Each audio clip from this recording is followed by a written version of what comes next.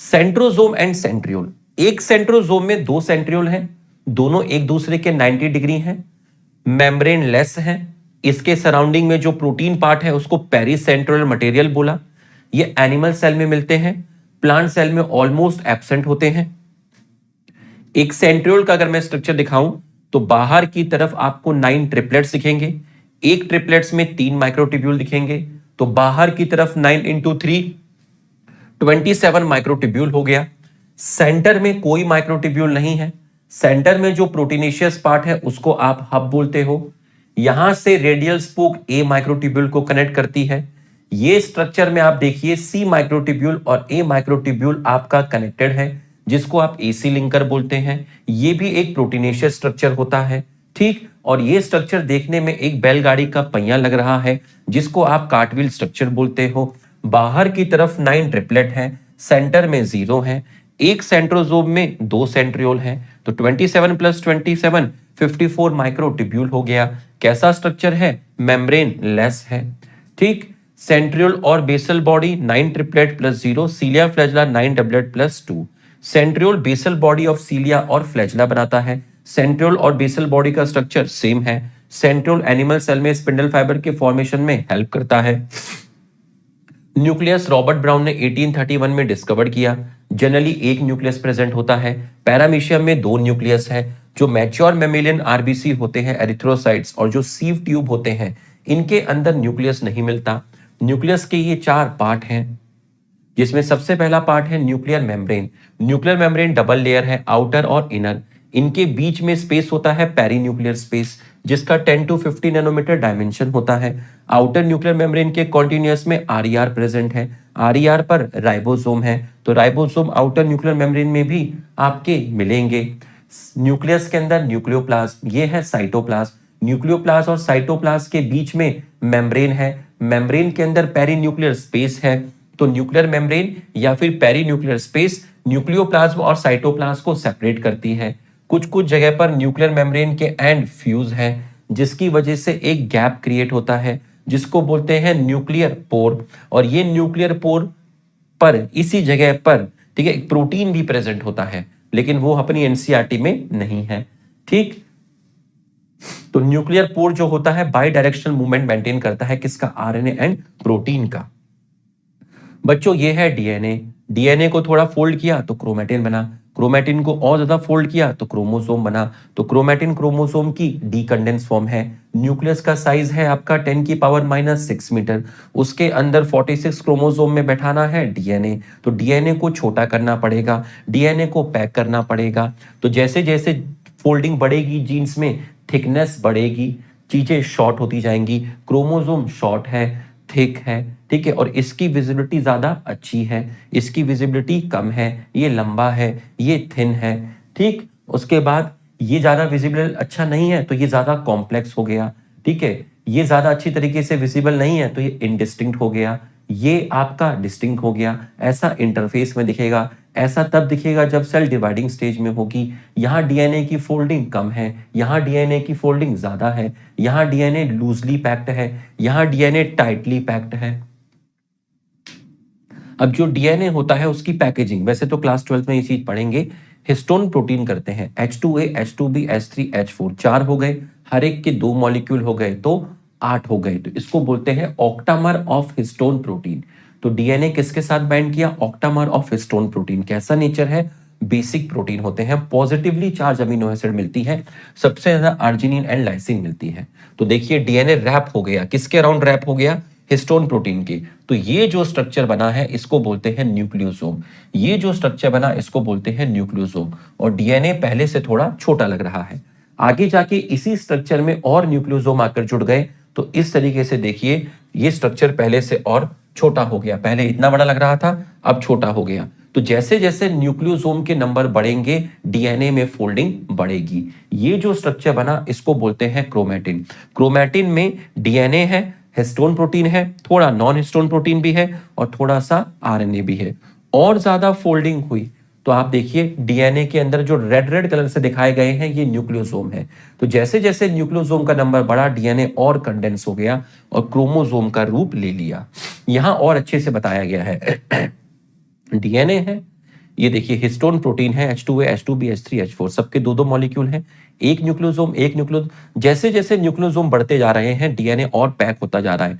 ये देखिए और पैक होता जा रहा है। तो जैसे जैसे आप आगे की तरफ जा रहे हो आपका चीजें और पैक हो रही हैं, और इसने आगे जाके किसका रूप ले लिया, क्रोमोसोम का। तो बच्चों यहां तक हमारा हो गया। ठीक बच्चों, गुड इवनिंग। रिवीजन लेक्चर में आपका स्वागत है। बच्चों न्यूक्लियोलस, सेल के अंदर न्यूक्लियस बनाया, तो न्यूक्लियस के अंदर क्रोमैटिन होता है जो पूरे में एक्सटेंडेड होता है, फैला होता है। किसी एक जगह पर क्रोमैटिन बहुत ज्यादा इकट्ठा हो जाता है, उस साइड को हमने बोला न्यूक्लियोलस। ठीक, तो न्यूक्लियस के अंदर क्रोमैटिन कलेक्ट हुआ एक प्लेस पर, जिसको आपने न्यूक्लियोलस बोला, और न्यूक्लियोलस की कोई मेम्ब्रेन नहीं है। इसका मतलब न्यूक्लियोलस और न्यूक्लियोप्लाज्म के बीच में कोई भी सेपरेशन नहीं है, क्योंकि न्यूक्लियोलस मेम्ब्रेन से कवर्ड नहीं है। ठीक, यहां पे लिखा हुआ है। अब ये वाला जो डीएनए है न्यूक्लियोलस वाला, ये डीएनए बनाएगा आरआरएनए। ठीक, इस आरआरएनए को बोलेंगे राइबोसोमल आरएनए। साइटोप्लाज्म में प्रोटीन प्रेजेंट थे, वो प्रोटीन न्यूक्लियर पोर से न्यूक्लियस के अंदर गए, और वो प्रोटीन आरआरएनए के साथ कंबाइंड हुए और आपका बना राइबोसोम। तो राइबोसोम को बनाने के लिए आरआरएनए न्यूक्लियोलस देता है। ये राइबोसोम न्यूक्लियर पोर से साइटोप्लाज्म में आ गया। तो मूवमेंट बाई डायरेक्शनल हुआ। जो सेल प्रोटीन सिंथेसिस में इन्वॉल्व होती है उन्हें राइबोसोम चाहिए, राइबोसोम के लिए आरआरएनए चाहिए, और आरआरएनए बनाने के लिए न्यूक्लियोलस चाहिए। तो उन सेल्स में न्यूक्लियोलस का साइज बड़ा होता है और उनके नंबर ज्यादा होते हैं। न्यूक्लियोप्लाज्म और न्यूक्लियर मैट्रिक्स, जिसके अंदर न्यूक्लियोलस एंड आपका क्रोमैटिन मिलता है। बच्चों क्रोमोसोम के बारे में बताया गया, ऊपर वाला एक क्रोमैटिड, नीचे वाला एक क्रोमैटिड, टोटल क्रोमैटिड 2। तो यहां क्रोमोसोम में 2 क्रोमैटिड है, यहां क्रोमोसोम में 1 क्रोमैटिड है। यहां क्रोमोसोम के अंदर आपका सेंट्रोमियर के ऊपर प्रोटीन डिस्क है, जिसको काइनेटोकोर बोलते हैं, जो माइक्रोट्यूब्यूल को अटैचमेंट साइट देती है, या मैं कहूं स्पिंडल फाइबर को अटैचमेंट साइट देती है। ये चीज सेल साइकिल में और बेहतर तरीके से बताई जाएगी। ठीक, यहां पर देखिए, यहां भी एक क्रोमोसोम है, बट यहां एक क्रोमोसोम के अंदर एक क्रोमैटिड है। बच्चों ये क्रोमोसोम के आपको अलग अलग शेप बताए गए थे, यहां से मैंने ये एक आपका बना लिया, एक क्रोमैटिड। सेंट्रोमियर की पोर्शन सेंटर में है, इन दोनों आर्म्स कैसे हैं, इक्वल हैं। शेप हो गया वी शेप।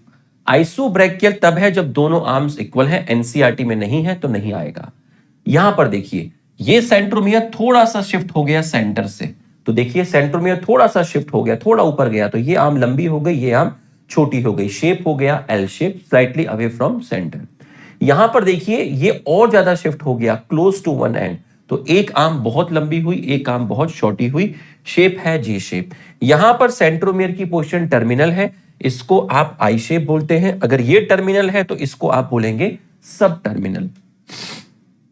बच्चों स्ट्रक्चर ऑफ क्रोमोसोम, क्रोमोसोम जहां पहली बार कंस्ट्रक्ट करता है, जिसको आप सेंट्रोमियर बोलते हैं, जहां स्पिंडल फाइबर कनेक्ट करती है, उसी चीज को आप प्राइमरी कंस्ट्रक्शन बोलते हैं। ठीक, इसके अलावा क्रोमोसोम अगर दोबारा कहीं कंस्ट्रक्ट करता है, नैरो होता है, उसको सेकेंडरी कंस्ट्रक्शन बोलते हैं। बच्चों सेकेंडरी कंस्ट्रक्शन पे जो ये येलो वाला डीएनए है, सेकेंडरी कंस्ट्रक्शन पर जो डीएनए होता है वही आरआरएनए का फॉर्मेशन करता है। सेकेंडरी कंस्ट्रक्शन पर जो डीएनए होता है वही आरआरएनए का फॉर्मेशन करता है। इसका मतलब ये वो रीजन है जिससे न्यूक्लियोलस अराइज होगा, क्योंकि आरआरएनए से ही न्यूक्लियोलस का फॉर्मेशन होगा। ठीक है, तो अगर मैं आपसे सॉरी ये सेकेंडरी कंस्ट्रक्शन का डीएनए ही आपका किसका फॉर्मेशन करता है, आरआरएनए का फॉर्मेशन करता है। इसलिए इस रीजन को न्यूक्लियोलस बोला जाता है। मतलब ये वाला जो रीजन है, सेकेंडरी कंस्ट्रक्शन का डीएनए ही आरआरएनए बनाएगा। और मैंने आपको बताया था कि क्रोमैटिन एक जगह पर इकट्ठा हुआ था, जिसको हमने न्यूक्लियोलस बोला था, उस रीजन से आरआरएनए बना था। इसका मतलब अगर इसका डीएनए आरआरएनए बना रहा है, तो बच्चों ये वो रीजन है जहां से न्यूक्लियोलस अराइज होता है, इसलिए इसको न्यूक्लियोलर ऑर्गेनाइजर रीजन बोलते हैं। और ये सभी क्रोमोसोम में नहीं होता, ये 13, 14, 15, 21, 22 पेयर्स में ही होता है।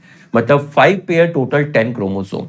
सेकेंडरी कंस्ट्रक्शन के बाद जो रेड कलर का क्रोमोसोम का पार्ट है उसको सैटेलाइट बोलते हैं। क्रोमोसोम्स के जो एंड होते हैं उन पर भी डीएनए मिलता है, उस डीएनए को टीलोमियर बोलते हैं। तो टीलोमियर इस मेन येलो वाले डीएनए को एंड से प्रोटेक्ट करता है। तो जैसे जैसे उम्र बढ़ती है, सेल ओल्ड होती जाती है, तो धीरे धीरे टीलोमियर वाला पार्ट डिग्रेड होता जाता है। एक समय ऐसा आता है कि टीलोमियर वाला पार्ट बिल्कुल खत्म हो जाता है, उसके बाद क्रोमोसोम के एंड फ्यूज कर जाते हैं और सेल की डेथ हो जाती है। तो हमें अपने मेन डीएनए को प्रोटेक्ट करना है, वो काम करता है telomere. Microbodies usually single membrane structure होते हैं जो प्लांट और एनिमल दोनों में मिलते हैं। इनमें एंजाइम्स भी प्रेजेंट होते हैं। हमें एक पढ़ना है पैरोक्सिसोम, जिसमें एंजाइम है कैटालेज, जो आपको फोटोसिंथेसिस वाले चैप्टर में पढ़ाई जाएगी। साइटोस्केलेटन इलॉबरेट मतलब कॉम्प्लेक्स, एक फिलामेंट जैसे, फिलामेंटस, ठीक है, फिलामेंटस, ठीक है, फिलामेंटस, ठीक है। यहां पर आप एक वर्ड और लिख सकते हैं, फिलामेंटस। प्रोटीनेसियस स्ट्रक्चर है, मतलब ये प्रोटीन के बने होते हैं, ठीक। यूकैरियोट में मिलते हैं, प्रोकैरियोट के अंदर नहीं मिलते। जिसमें है माइक्रोट्यूब्यूल, ट्यूबुलिन प्रोटीन का बना है, जो मोटिलिटी देगा सीलिया और फ्लैजेला के अंदर। सेंट्रियोल में है, स्पिंडल फाइबर में है, मैकेनिकल स्ट्रेंथ मिलेगी। इंटरमीडिएट फिलामेंट, इंटरमीडिएट फिलामेंट का एग्जांपल है लैमेंस प्रोटीन, इनर न्यूक्लियर मेम्ब्रेन पे प्रेजेंट होता है और इसका नेचर एसिडिक होता है और ये भी डीएनए और क्रोमैटिन के पैकेजिंग में हेल्प करता है। माइक्रोफिलामेंट शेप ऑफ सेल को मेंटेन कर रहा है actin myosin protein. Pseudopodia formation, यहां पर अमीबा में जो बाहर का साइटोप्लाज्म है, यहां पर actin protein, myosin protein present है, इनमें कॉन्ट्रैक्शन होगा तो स्यूडोपोडिया का फॉर्मेशन होगा। तो बच्चों, रिवीजन लेक्चर कैसा लगा कमेंट करके जरूर बताइएगा। Thank you.